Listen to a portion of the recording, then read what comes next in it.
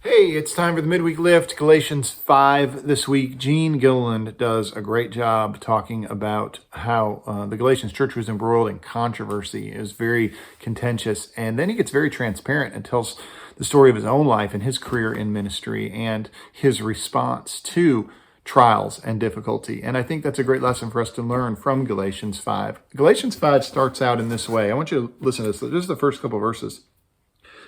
It was for freedom that Christ set us free.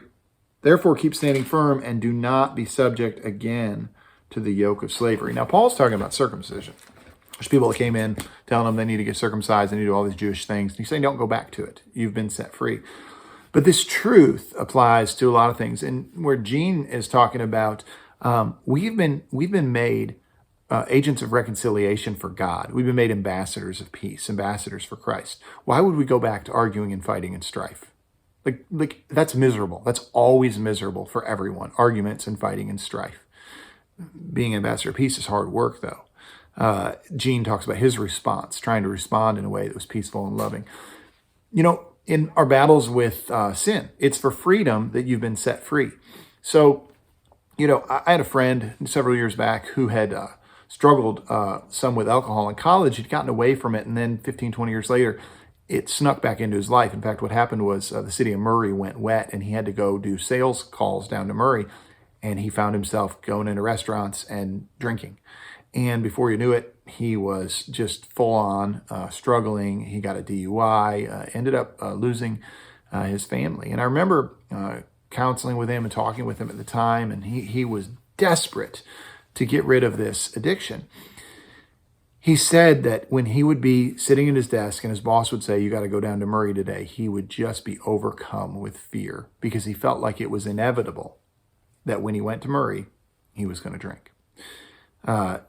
It was inevitable that if he drove by a liquor store, he was going to go in. If he drove by a bar, he was going to stop. He felt powerless. So these words that Jesus said, it is for freedom that you have been set free. All my friend wanted was to be free of this prison that he was in, to have freedom, to feel like if he had to go to Murray, it wasn't a problem. If he had to drive by a liquor store, it wasn't a problem. If he had to go somewhere, and of course this was at a time when a lot of the counties around here were dry, and if he had to go somewhere where it wasn't a problem. He wanted to be free. If you've ever been imprisoned, enchained to some type of addiction or pain or suffering, you know how desperately you can want freedom. Freedom is sweet. Don't go back to imprisonment. Don't go back, whether it's sin, whether it's, it is sin, the arguing and the strife and the fussing, or whether it's gossip, or whether it's following some religious pattern that God doesn't require. Don't go back to imprisonment. Christ set you free for the sake of freedom. So this week, be free. Free in Christ. Free to love Christ fully. Free to move on to bigger things than just, do I stop here and get a drink, as my friend dealt with? But maybe to move on to things like, can I be a good person? Can I be kind? Can I be loving? Can I evangelize? Can I reach my neighbor? Can I disciple my kids? More important things. So move on. Be free. Free to love God fully.